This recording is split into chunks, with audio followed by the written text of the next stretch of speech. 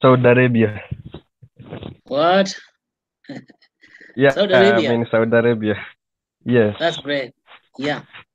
Yeah. Well, welcome to this webinar.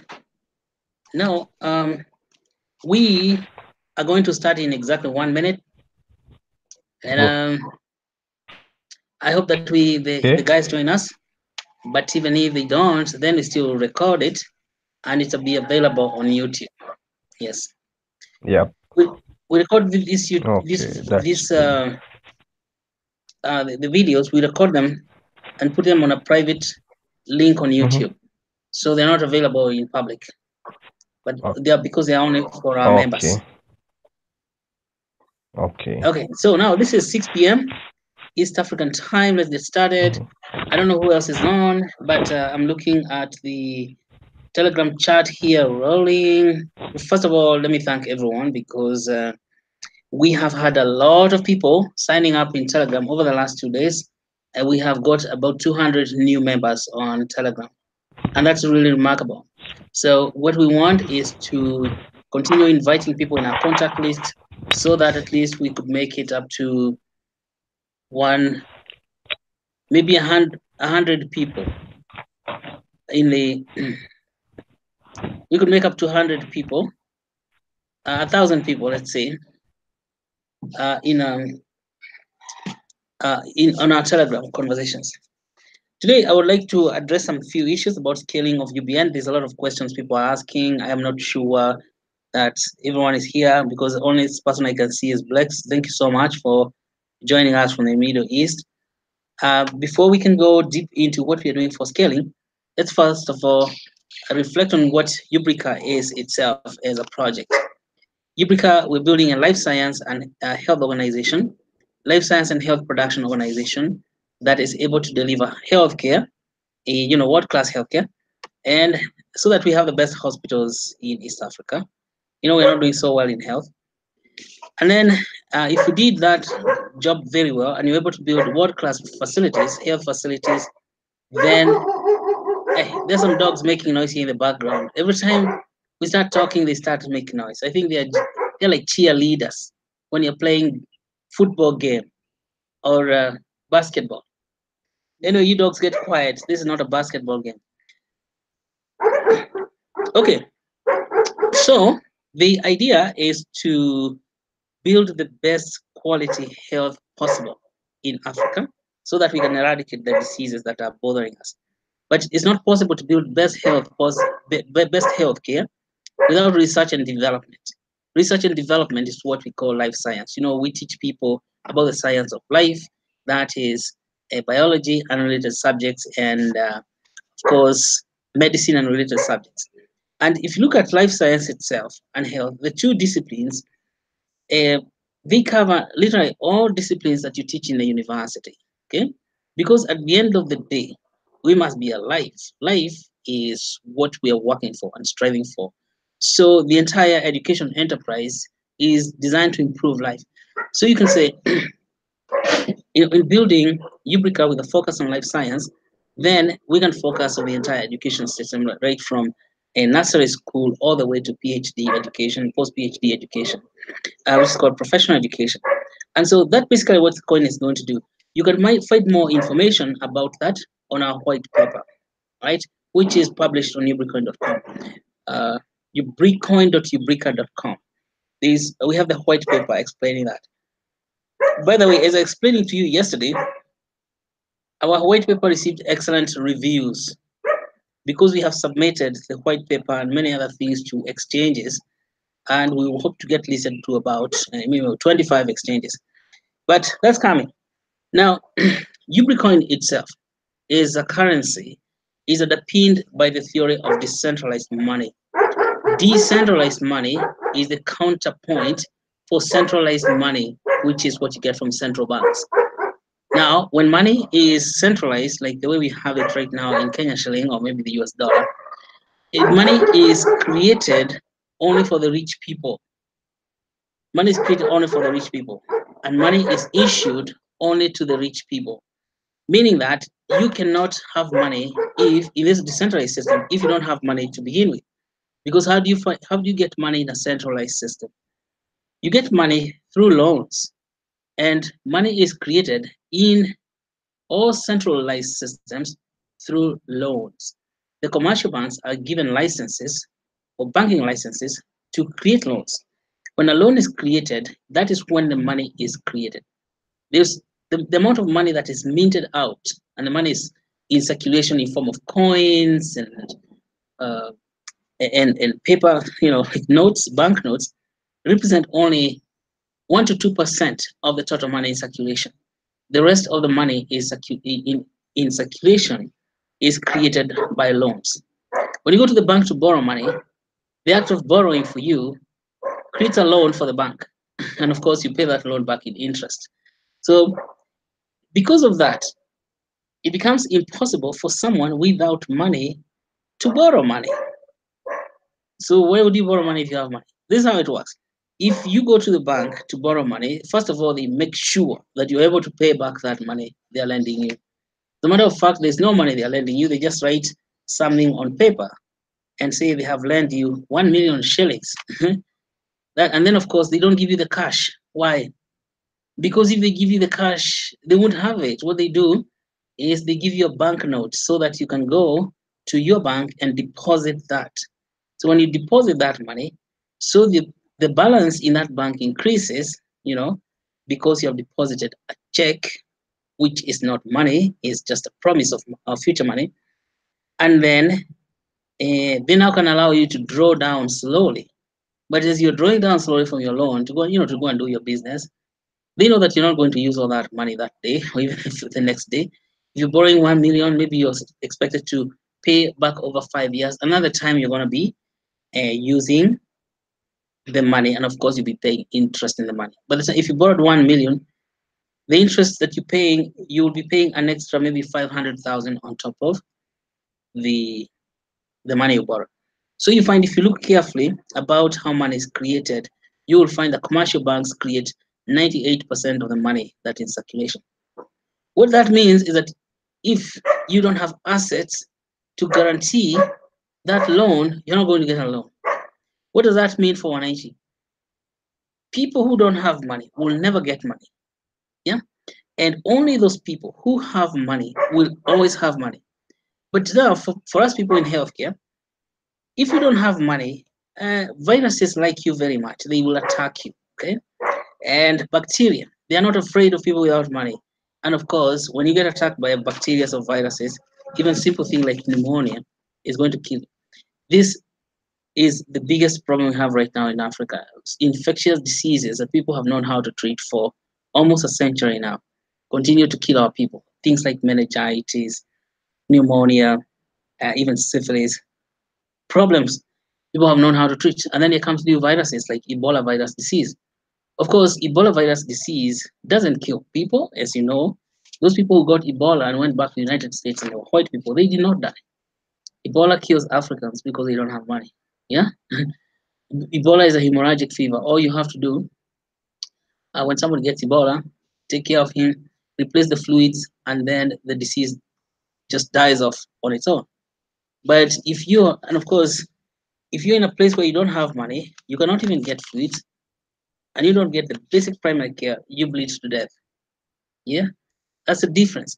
Now, for women who don't, women are much more affected than this thing of lack of money because they get pregnant. When the woman gets pregnant, she has a baby who is growing. The baby doesn't stop growing because the woman is poor and she doesn't have food. Okay? So the problem with that is that many women, when they don't have money, don't get enough food and they end up in critical state whereby the baby is growing and consuming food. But because the body of the woman cannot support the baby, she ends up dying. So the rate of death of women due to pregnancy is highest in this part of the world. And this problem can be linked directly to how the money is issued. So if a woman is poor and she is pregnant, she cannot go to the bank to borrow a loan because she has no collateral, and this means that that's a death sentence for that woman. So maternal death itself is directly related to the way the money is issued today, how the money is created and how the money is issued. Now, and those people become very susceptible. And of course, we have studied that and we have seen that unless we move to different ways of issuing money or creating money and issuing money, all the work that we would do in trying to improve health of the people would never work. And then we got very lucky because Satoshi Nakamoto in 2008 created blockchain money. And as you know, that blockchain is peer-to-peer currency, decentralized money. And this means that money can be issued from person to person. We don't need a law. You don't need collateral to have Bitcoin or to have Ubricoin. And this is what we have done initially. We create Ubricoin and give it to as many people as possible so people can have access to money. When people have access to money, they have a choice now on what to do with it. And so now let me go to the next point because that whole thing of how money is created and issued is a very big topic.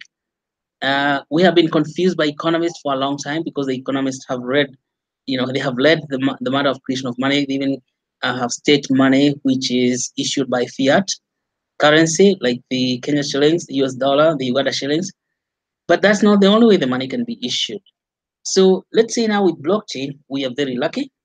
We can have another way or an alternative way of how money is created and issued.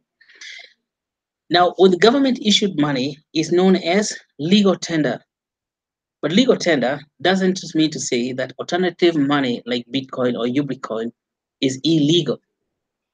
Now, Ubricoin is and monies like Bitcoin are common tenders. So I'd like you to understand that because many people are going to ask you, is this money legal? It's not legal tender. Legal tender is a noun saying that this money is given its power by being accredited to the government, but it's not the only money that can exist.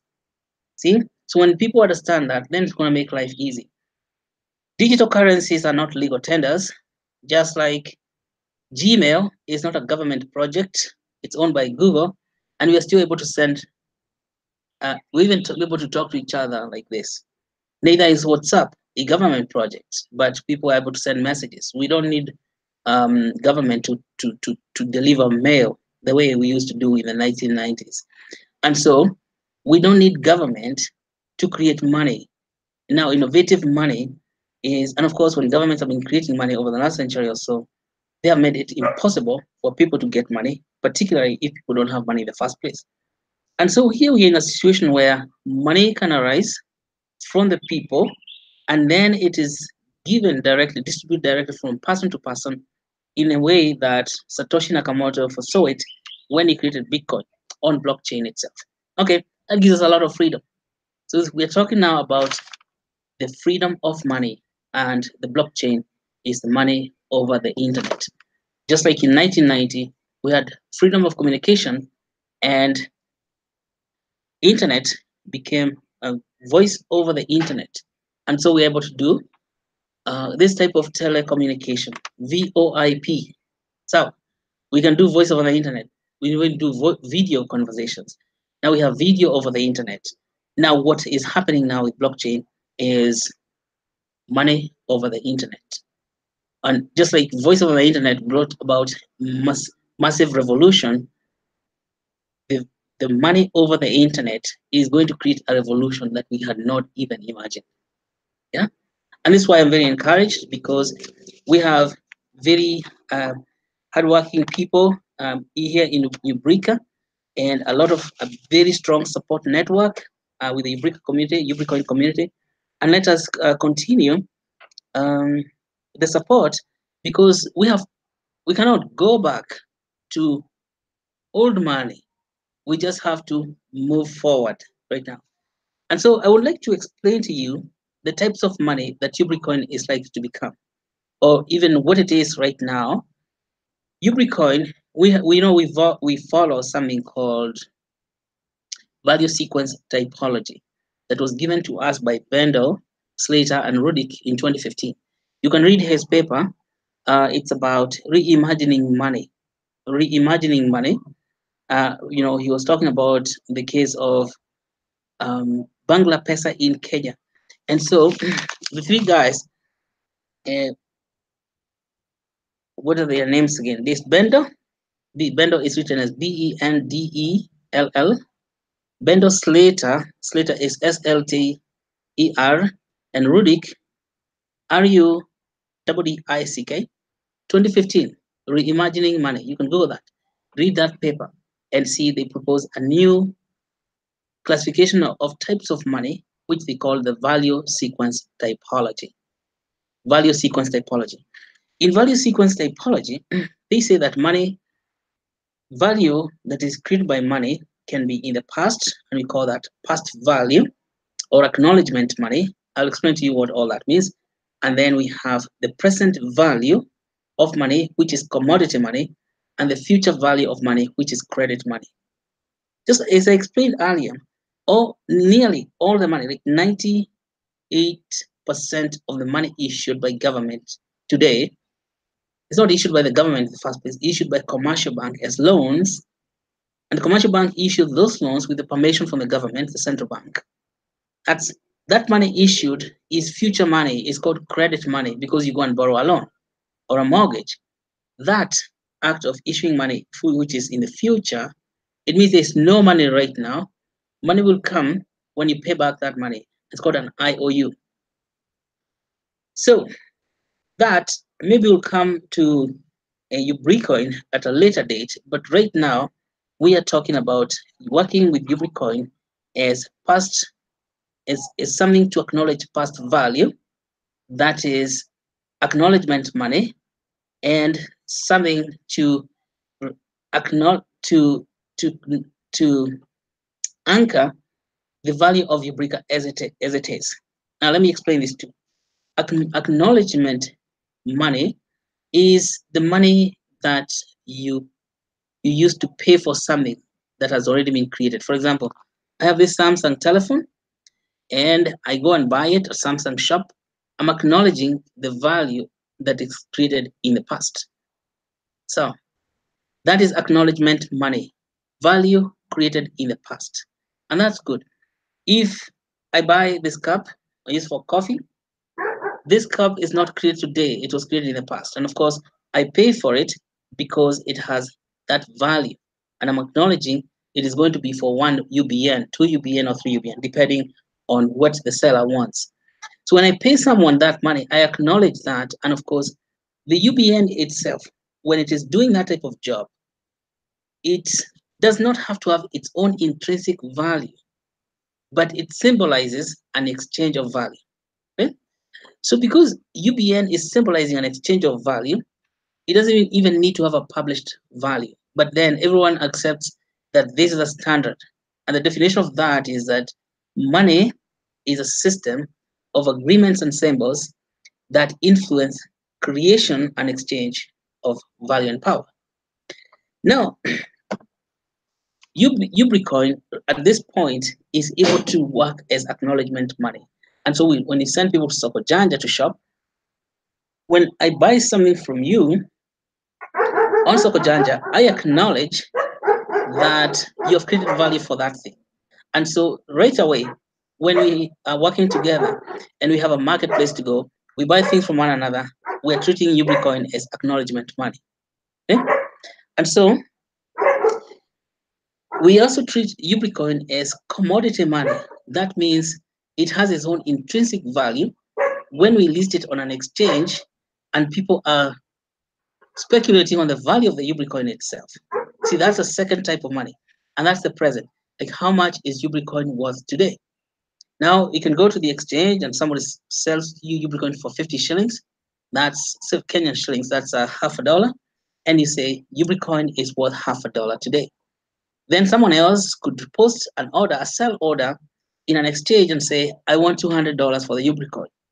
So the commodity value of money can change, but the commodity itself is the intrinsic value of Ubricoin.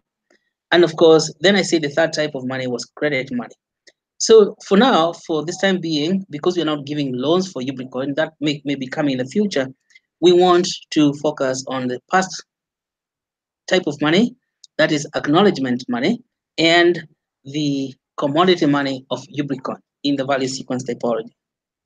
So the question is, what are we doing to achieve those goals? In acknowledgement money, We want people to send money directly to the UBN contracts to buy goods and services from Ubrica. Now, because Ubricoin itself is a contract that is based on Ubrica's work, when people pay, for example, for the seminars we have here, you know, the Ubricoin knowledge seminars, they send 100 to the main contract. And if we have everybody sending money like that, then we start we start operationalizing or making Ubricoin work as acknowledgement money. And that's very important. Why is it important for the Ubricoin to develop as acknowledgement money? Is because it's going to help the Ubricoin itself, meaning or the wallets that everyone is holding in the Ubricoin community to interact with the main contract. And when the wallets are interacting with the main Ubricoin contract, we start seeing something else. That currency begins to develop its own commodity value, in the exchanges. And then people, it becomes valuable. So for now, we have 119 transactions today. By this afternoon, we had 119 people said, let's say 119 wallets sending 100 Ubricoins to the main contract. But since we are so many people holding Ubricoin, if we all send even one UBN or two UBN or whatever, but we want those UBNs that are being sent to the contract to do some work. For example, people come for seminars here. So if you have Ubricoin and you have people, and they don't have Ubricoin, you can pay for them for seminars. Basically, it's not that we need the money for seminars, it's that we need the Ubricoin to hit the main contract. Okay? And that way, the Ubricoin can start scaling or growing in a curve. And this is why we said, let us ask people to send 100 Ubricoin to the contract, and then we can give them seminar. We don't have to give the seminar. We don't have to charge people to come to the seminar. It is that we create the seminar so that Ubricoin can operate as a acknowledgement money. And when we have many people sending, we have studied this whole thing. I'm seeing that the number of the number of their currencies that is hitting the main contract determines the eventual commodity value of that coin. So pay something for someone, okay? And of course, the other way is that if you could buy things from Soko Janja, things from Ubrica itself, then you can help to increase the number of its transactions that are going to Ubricoin contract. That's why we request you. Now we have 119. I think we have given Ubricoin to so many people. Everyone who have Ubricoin, send some Ubricoins to the contract address. And if you've forgotten the contract address, we can always share with you in Telegram. And this is also, that's the main call to action. Okay, someone else joined the video. It's called Eribosa. Welcome to the to the conversation. Okay, so where was that? Selling Ubricoins. Kidding. I have notes here, gentlemen and ladies.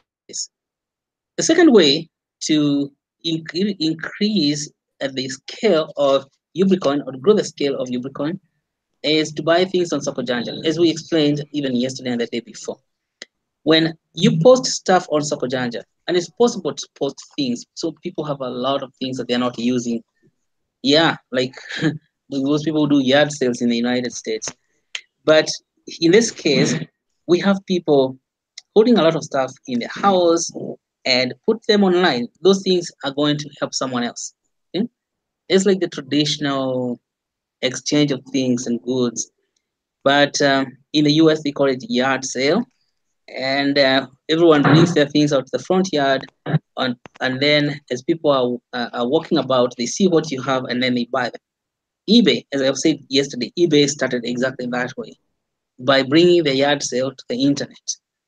I'm saying that we have, because the Ubricoin, some people may be concerned that they want to get fiat currency to buy things, and Ubricoin has not entered the market. But the way to scale it is for all of us, every one of us, to put something on Soko Janja, and then someone else will buy it. So when I buy something from you and I pay you with Ubricoin, we have one sender who is me, and there's one receiver who is you. That is a ratio of 1 to 1. If those ratios of 1 to 1 increases, then we have a very tidy development. And so what happens is that when the ratio, when you have a lot of 1 to 1 ratios, we create a tandem rise. Or let's just say the senders and the receivers increase together in the network. And of course, they are reported on either scan. And when the tenders and receivers are just going up and up and up and up, then the coin is known to have utility. And when the coin has utility and it's reported as a useful coin, its its commodity value increases in the network. And of course, its price is reported. Because I have seen quite a number of projects where people have created coins and then they have given away the coins among themselves. But then there are no transactions. The coin is not used for buying anything. It's for speculation. And that doesn't do anything to the price. Or the only thing they can do is pump the price. And then when they're out of money, they pump the price to their own money. So they buy their own coin. But we don't have to buy our own coins if we are buying things from one another in our coins. So I sincerely request that everyone who is holding Ubricoin think of something that he or she can put online on Soko Janja and put it for sale. Yeah. And then I also strongly request everyone to start buying things from one another. Go to Soko Janja, look for something you can buy. And when you look for something you can buy from Soko Janja, then you ask for it, it gets delivered, and so we start seeing these transactions. The other way to get UBN going, of course, to increase the transactions is just to send UBN to one another. Okay, but let's talk about the commodity type of money. Ubricoin is a commodity type of money. So UBN works as commodity money when it is traded on exchanges, both centralized exchanges and decentralized exchanges. So we have two types of exchanges. Centralized exchanges are those that report to the government and they have a ledger and they have a logbook. If you maintain you're working like a New York Stock Exchange, NSC. New York Stock Exchange is owned by a company, and that company maintains the logs of all transactions and they maintain tables and everything. And so there's somebody who is managing the exchange. Even the NASDAQ, the National Association of Securities Dealers Quotation System, is run by a company, the NASDAQ Association itself. So that is a centralized exchange. Now it turns out that after in 2007, when ICOs or initial coin offerings started, some people created exchanges for coins. People like Binance, Bitfinex, uh, coin exchanges that are so many now. But they charge money for you to get listed there, and there's nothing wrong with that, except their process is tedious. Okay? And then there are decentralized exchanges. Decentralized exchanges, they're just like the decentralized, like the blockchain itself. They are known as DEXs or DEX. There are very many. Examples include people like LedgerDex. I'm saying people, they're not people. They're just blockchain exchanges. There's no one. There's no human being. It's just the computers doing the exchanges. They are very exciting. And of course, you don't pay anything for decentralized exchanges. So we have places like Ether Delta, what's it called? Fork Delta, and we have Ledger, we have what LedgerDex, we have things like Atomic Swap. I'll send the whole list of them because I think it's very important that we all know these exchanges, and we are listing Ubricoin in some centralized exchanges. For decentralized exchanges, we don't need to list. You can take your UBN to a decentralized exchange and make a sell order all by yourself, And so there is no listing procedures, there's no fees, there's nothing. But before you can go to decentralized exchanges and make sell orders, we have to have buyers, people who are likely to buy. This is why I'm saying that in our Telegram group, we need to increase the number of people who are likely to buy.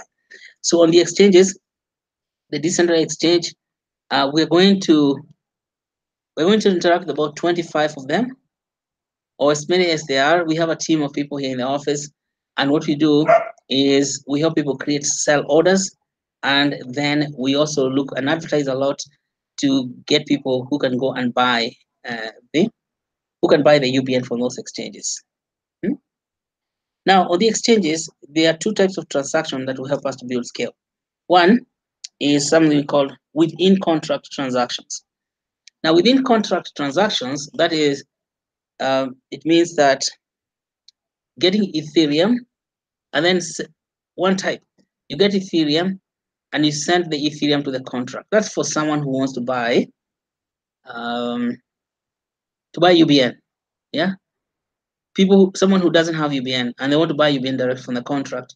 You can get ETH because if um, Ubricoin is tradable with Ethereum, then you can get ETH and you send Ethereum to the Ubricoin contract, and the Ubricoin contract will return to you a whole bunch of UBN depending on how much ETH you sent there. See, that's a traditional way of doing ICOs. But we didn't do that. We gave our UBNs away. But now, that's if people send directly ETH directly to the contract, the Ethereum blockchain records the price. Right now, because we didn't do that, the Ethereum blockchain is not recording our price. So if you have people in your network, then you can tell them that they can set ETH directly to increase uh, the UBNs in their wallet. That's another way for you to increase your UBN.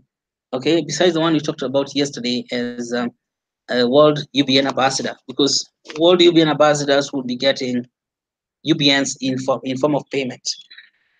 But now, if you saw people and they wanted to buy UBN, either they can buy it from you, and if your UBNs are finished, you can buy it from the network. It's cheaper to buy it directly from the contract itself by sending some ETH to the UBN contract, and the UBN contract returns UBN to your wallet. It's like magic, but it's very good. So another another way to increase the exchanges, the UBN on exchanges, is to get, of course, you put a sell order in an exchange, and then UBNs is going to be returned to your own wallet. This requires that people who are buying UBN, they have ETH.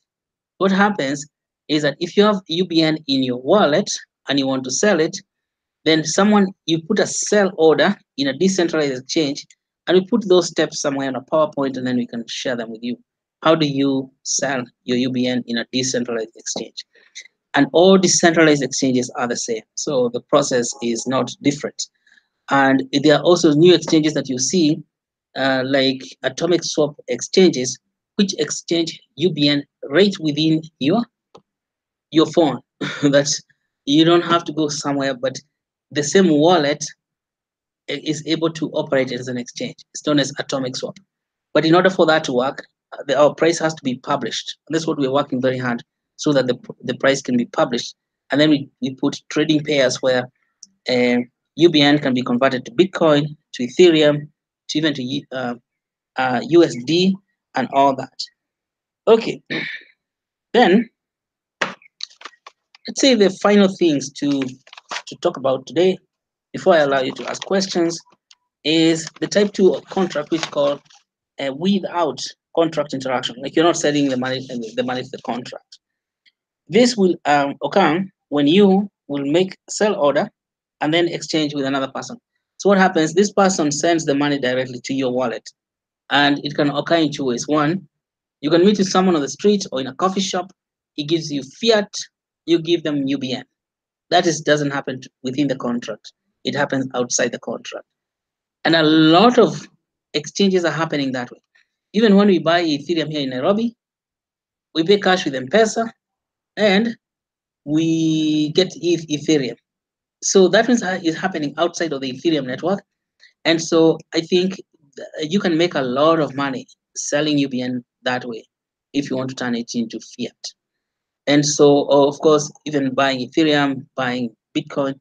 So that is a very, very common way. If you want to increase the Ethereum from UBN, like you want to convert your UBN to Ethereum, you advertise the sale or you put the sale order in a decentralized exchange, and then there are people there, hopefully someone who is looking for UBN, and they'll send you ETH, and that's in a decentralized exchange. They have to have Ethereum. Or then if we work as hard as you're working, you'll be able to get Bitcoins, Litecoins, or other kinds of coins, including XRP, converting to Ubricoin in these decentralized exchanges. Now, what are we able to do in the immediate? In the immediate, you can do this direct transfer where someone needs Ubricoin, and then you tell him Ubricoin 50 shillings or half a dollar, and then they send you several dollars or they send you shillings, and then you send them Ubricoin, you know? So that one is not something happening online. That happens offline. A lot of trades are happening that way. And again, as I said, in order for you to get that way, UBN, you have to, we have to do a massive campaign that tells everybody. We're hoping that by the end of next week, we shall have been listed by 2 or 3 centralized exchanges. Again, I said decentralized exchanges does not require listing. Decentralized exchanges, you can sell, you can put sell orders, but if we haven't told enough people, then those sell orders will have no buyers. This is why it's very, very important that we spread the word aggressively all over the world, and through the marketing, word of mouth, whatever we can do, even doing videos like this, we spread the word widely all over the world. And wherever you go, people know about UBN. And because we have been doing that, we're receiving very good positive reviews, and we know that our UBN is going to be successful. Okay, that's all for today. I think we can have questions. Let me unmute you guys because hey, can you hear me? Blake, are you able to speak? I don't know. Let's see. I think I had muted the people online to prevent. Okay, unmute. Oh, I think you're unmuted. Oh, this machine is becoming problematic because it is not unmute microphone, mute microphone.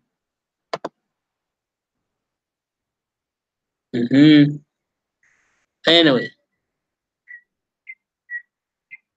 hide from broadcast. Now I'm muted. Hey, it just won't unmute.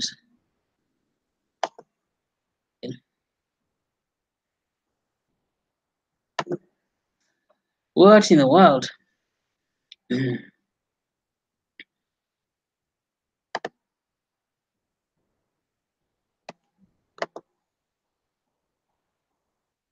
It won't unmute, Mr. Blacks. I don't know what happened here, but it refuses to unmute you, and that becomes a problem because it is unfriendly to our people. Why is it doing that? Well, let's meet on Telegram, then we can exchange questions. So, you have a good night, and good night, everyone.